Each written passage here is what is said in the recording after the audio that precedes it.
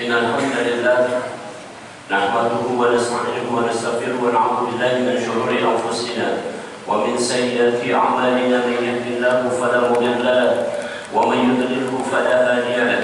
أشهد أن لا إله إلا الله وحده لا شريك له وأشهد أن محمدا عبده ورسوله لا نبي بعده.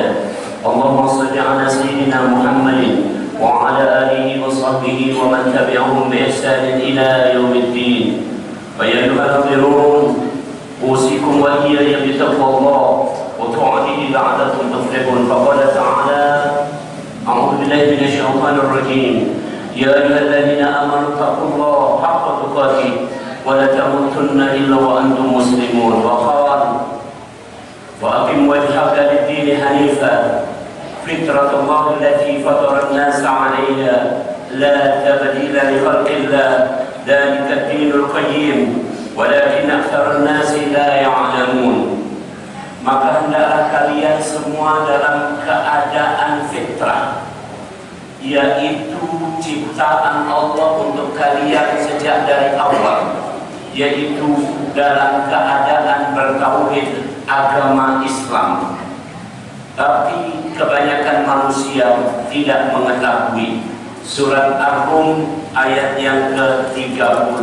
Surat 30 ayat 30. Hadirin rahimakumullah, hari ini saya ingin mengajak kepada kita merenungkan tentang sesuatu yang paling mendasar dari diri manusia. Baik, saya langsung ringkaskan. Yang pertama, manusia macam kita ini terdiri dari dua unsur. Yang pertama adalah qul innama ana basyarum mithlukum, jasad. Unsur pertama kita adalah jasad. Yang tampak saya sedang khutbah ini adalah jasad. Ini jasadnya. Ini unsur yang pertama pada diri manusia. Yang kedua, di Al-Quran surat nomor 32 surat Sajadah ayat yang ke-9. Tsumma sawwahu, kemudian kami sempurnakan jasad dalam rahim manusia, yaitu pada usia 120 hari kehamilan atau 16 pekan menurut hitungan dokter. Tsumma sawwahu, kami sempurnakan bentuknya. Waktu 16 pekan dalam kandungan kita sebesar kepala kanan saya ini. Ada kaki, ada kepala, lengkap semuanya. Itu 16 pekan. Maka pada saat itu kemudian kata Allah, wa nafakhtu fihi min ruhi, maka kami tiupkan ruh ke dalam janin itu. Ditiupkan ruh ke sana. Itulah unsur kedua dari manusia. Jadi yang pertama adalah jasad, yang kedua adalah ruh. Tolong dicamkan, itu yang pertama pesannya. Yang kedua, jasad ini hanya sekedar bervariasi dalam hal ekspresi genetik. Saya seorang dokter ahli genetik. Oke. Jasad hanya dalam hal berbeda ekspresi genetik, tapi DNA-nya sama semua. DNA orang Indonesia, orang Melayu macam kita ini sama dengan DNA orang Arab, sama DNA dengan orang-orang Afrika, sama dengan DNA orang-orang Barat, sama semua, 100% sama. Yang berbeda adalah ekspresi. Mari antum semua rahimakumullah, orang awam saya ajarkan. Contoh adalah DNA yang mengendalikan warna kulit. Di Al-Quran dikatakan al-sinatikum wa alwanikum, kamu berbeda-beda dalam bercakap bahasa dan berbeda dalam warna kulit. Perbedaan ini bukan perbedaan mendasar, hanya perbedaan ekspresi genetik atau DNA. Saya mau ucapkan. Oke. Jadi DNA yang mengendalikan kulit itu sama semuanya, tapi ekspresinya berbeda. Pada DNA yang mengendalikan kulit orang Barat, ekspresinya minimal, makanya kulitnya pucat atau berwarna putih. Pada orang-orang Afrika, ekspresinya maksimal, maka keluarlah warna yang hitam. Pada orang-orang Melayu macam kita, ekspresinya di antara tadi, sedang-sedang saja. Maka warna kulit kita tidak terlalu hitam, tidak terlalu putih. Jadi yang berbeda hanya itu. Jadi soal badan, soal fisik, soal jasad, kita semua sama. Wa ja'alakum syu'uban wa qabaila lita'arafu. Kami jadikan kalian bersuku-suku, berbangsa-bangsa hanya sekedar untuk mengenal. Hanya sekedar untuk mengenal. Ini hanya sekedar casing. Hanya sekedar casing macam handphone ini. Di dalamnya ada operating system. Operating systemnya ibarat ruh. Dan bungkusnya ini macam-macam. Ada Samsung, ada iPhone, ada Xiaomi dan sebagainya. Kira-kira tapi di dalamnya sama, ruh. Demikian yang ingin saya sampaikan yang kedua, tolong camkan. Yang ketiga, ruh yang sudah ditiupkan ke dalam diri kita, itu Allah menceritakan di surat 7 ayat 172. Silakan dibuka nanti, surat 7 ayat 172. Bahwa ruh yang masuk ke dalam diri setiap manusia, entah manusia siapapun itu, entah di barat, di timur, entah orang Kaukasia, orang barat, entah orang Negro, entah orang Cina, entah orang Melayu, entah itu anak orang musyrik, entah itu anak orang kafir, entah itu anak muslim, entah itu anak penjahat, entah itu anak orang baik, semuanya ruhnya di awal sama, yaitu ditiupkan atau dibisikkan atau sudah disumpah, dijanji dengan tauhid. Di surat 7 172, alastu birabbikum qalu bala syahidna. Apakah kalian semua bersaksi bahwa tidak ada Tuhan selain aku? Maka seluruh ruh menjawab, bala syahidna, kami bersaksi tidak ada Tuhan selain engkau. Jadi itulah yang dimaksud Rasulullah, kullu mauludin yuladu malal fitrah. Begitu bayi lahir, maka semua dalam keadaan fitrah. Fitrah yang dimaksud adalah tauhid. Jadi setiap bayi yang lahir, tak peduli anak siapapun, dia berstatus bertauhid. Dalam bahasa yang lebih besar, dia dalam keadaan muslim, Islam. Tolong camkan, Islam. Fa'abawaihi, maka setelah itu tergantung orang tuanya dibawa kemana? Dibawa kemana oleh orang tuanya? Dan itu ditunggu sampai balik, sampai balik. Jadi mohon maaf, misalnya ada yang bertanya, seorang anak Nasrani misalnya, dari bapak ibu Nasrani lahir, itu sampai dia balik, sebelum balik itu masih Islam, masih Islam, masih ada fitrah tadi. Maka begitu dia balik dan dia diajari beribadah cara mereka, barulah mereka itu fitrah tadi tertutupi. Demikian pula misalnya anak orang Majusi, anak orang musyrik dan sebagainya. Sebaliknya, kita muslim ini tidak usah bertanya lagi apakah kita perlu lagi mengucap 2 kalimat syahadat. Tak perlu. Di alam ruh kita sudah mengucap kalimat syahadat. Waktu ditiupkan ke dalam rahim ibu kita sudah ada kalimat syahadat. Kemudian waktu lahir dalam keadaan bertauhid. Dan ketika lahir, orang tua kita langsung mengazankan. Asyhadu an la ilaha illallah. Seperti itu. Dan kenapa diazankan? Kenapa tidak yang lain? Al-Quran mengatakan wa ja'ala lakum sam'a wal absara wal af'idah. Maka kami buka pendengarannya. Jadi seorang bayi yang baru lahir itu yang pertama kali bisa ditangkap adalah pendengaran. Dalam bahasa ilmiah kira-kira begini, ada bayi baru lahir, kemudian terpisah dari ibunya selama 20 tahun. Maka 20 tahun kemudian dia ketemu ibunya, dia nggak akan kenal dengan wajah ibunya. Tapi begitu ibunya ngomong, dia akan kenal. Karena pendengaran itu sudah ada sejak waktu bayi itu dilahirkan, dia dengar suara ibunya terekam dan tak akan lepas lagi. Maka begitu bayi lahir, tolong camkan di sini semua laki-laki, apalagi kalau yang masih bujang nanti antum semua menikah. Maka kalau punya anak, azankan, dan yang terbaik mengazankan adalah bapaknya.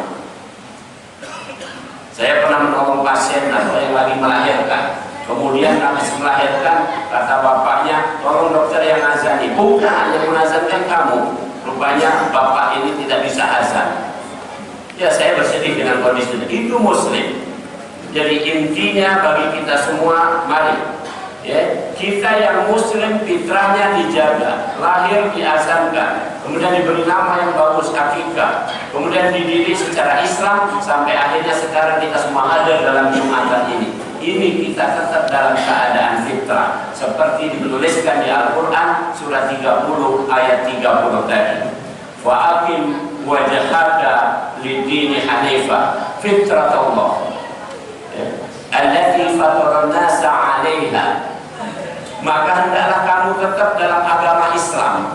Itulah fitrah yang manusia berada di atasnya. La tabdila li khalqillah. Tidak ada perubahan dari fitrah itu, tidak akan diubah. Nanti hari kiamat kita akan ditanya lagi oleh Allah Subhanahu wa taala.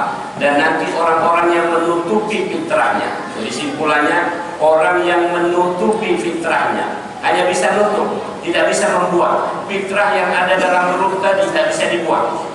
Ulangi, tidak bisa dibuang, tidak bisa diganti, tidak bisa dihapus. Hanya bisa coverage, ditutup. Yang kedua, deny, disangkal. Keduanya adalah termasuk orang yang menutup fitrah. Dalam bahasa Al-Quran disebut orang-orang kafir. Wa may yabtaghi ghayra al-islami dinan fala yuqbal minhu wa huwa fil akhirati minal khasirin. Barang siapa nanti di akhirat menghadap Allah dalam keadaan tidak dalam keadaan fitrah sebagai muslim, maka akan merugi. Di Al-Quran surat nomor 3 ayat 85. Maka bersyukurlah kita menjadi seorang muslim. Nabi Yusuf alaihissalam sampai berdoa di surat Yusuf. Silakan buka di surat Yusuf surat nomor 12. Tawaffani muslimah wa alhiqni bis-shalihin. Wahai Allah, gabungkan aku, wafatkan aku beserta orang-orang yang muslim dan orang-orang yang soleh. Jadi Nabi Yusuf meminta untuk diwafatkan tetap dalam keadaan Islam dan kemudian digabungkan dengan orang-orang yang soleh. Itu permintaan seorang Nabi, apatah lagi permintaan kita ini. Hadirin rahimakumullah. Jadi demikianlah, hari ini saya sudah menyampaikan kepada kita semua, termasuk kepada diri saya sendiri, suatu kabar yang demikian besar. Manusia terdiri dari jasad dan ruh. Di dalam ruh sudah ada tauhid, sudah ada fitrah, yaitu beragama Islam. Tinggal bagaimana ketika lahir diteruskan fitrah itu dijaga seperti kita saat ini sampai kita meninggal dunia menghadap Allah dalam keadaan fitrah itu. Sementara saudara-saudara kita yang fitrahnya ditutupi atau disangkal tadi, mari kita berdakwah kepada mereka, ajak untuk kembali kepada fitrah, lembutkan hati mereka. Tahukah kita orang yang masuk Islam namanya bukan orang yang marfalun, bukan orang yang masuk, tapi disebut mu'allaf. Mu'allaf adalah mu'allafah fi qulubihim, yaitu orang yang hatinya dibuka, lembut dan dibuka, itu mu'allaf artinya. Jadi ketika hati mereka lembut dan dibuka, mereka kembali lagi kepada Islam, fitrahnya akan muncul kembali. Saya sintir salah satunya seorang profesor di Amerika. Dia mengatakan begini, dia mengatakan sangat jelas ya. Dia tadinya adalah orang Nasrani. I am not worship to Jesus but to Allah. Saya tidak menyembah Yesus karena Yesus adalah Nabi, tapi saya menyembah Allah. To be Christians by Baptist and to be Muslim just back to Tauhid. Untuk menjadi orang Nasrani butuh ritual, dibaptis dan sebagainya. Tapi untuk menjadi Muslim kembali saja kepada fitrahnya, kembali kepada fitrahnya bahwa dari awal dia sudah Muslim. Kita tidak baca ngeles lagi. Silakan buka penutupnya di surat 7 ayat 172. Allah sangat tegas mengatakan nanti tidak ada yang bisa ngeles, tidak ada yang bisa beralasan kenapa dulu di dunia tidak menjadi Muslim, kenapa dulu di dunia tidak menjadi Muslim. Ya, khotbah saya hari ini untuk memicu kita, untuk mengingatkan kita tentang satu hal sebenarnya. Saya sangat ingin supaya kita paham, karena baru-baru ini dan mungkin seterusnya selalu didengungkan tidak ada boleh politik identitas. Identitas adalah darah daging. Sementara ini pakaian ini bukan darah daging. Pertanyaan saya untuk kita semua, apakah Islam itu pakaian atau identitas? Itu aja pertanyaannya. Kalau Islam adalah pakaian, maka pakaian gamis ini setelah ini saya lepas, saya ganti pakaian kerja sebagai seorang dokter. Itu kalau pakaian. Tapi kalau Islam adalah identitas, maka tidak akan saya lepas. Sampai meninggal pun saya tetap dalam keadaan muslim. Kenapa? Karena saya sudah bertauhid, ruhnya bertauhid. Jadi jangan sekali-kali ngomong latah. Tidak boleh politik identitas, tidak boleh identitas segala macam. Orang yang latah, muslim tapi tidak tahu sendiri tentang keislamannya. Maka mari kita prihatin kepada kita semua, ya, bukan apa-apa, supaya kita tegas, jelas bahwa kita ini hamba Allah yang diciptakan Allah dalam keadaan muslim, dalam keadaan fitrah, dalam keadaan kita punya identitas yang jelas. Aqulu qouli hadza astaghfirullaha wa lisa'iril mu'minina wal mu'minat astaghfiruhu innahu huwal ghafurur rahim. Allahumma sholli ala sayyidina Muhammad wa ala ali sayyidina wa maulana Muhammad. Alhamdulillah. Alhamdulillahilladzi hadana li hadza wa ma kunna linahtadiya laula an hadana Allah. Asyhadu an la ilaha illallah wa asyhadu anna Muhammadar Rasulullah.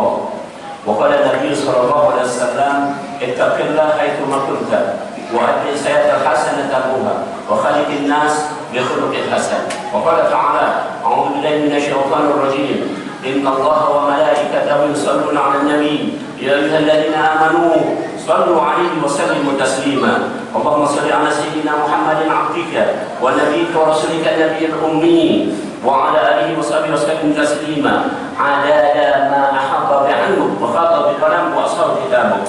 وارض اللهم عن ساداتنا ابي بكر وعمر وعثمان وعلي وعن الصحابه اجمعين وعن التابعين والتابعين باحسان الى يوم الدين وعلينا معهم برحمتك يا ارحم الراحمين. اللهم اغفر للمؤمنين والمؤمنات، اللهم انصر المؤمنين والمؤمنات.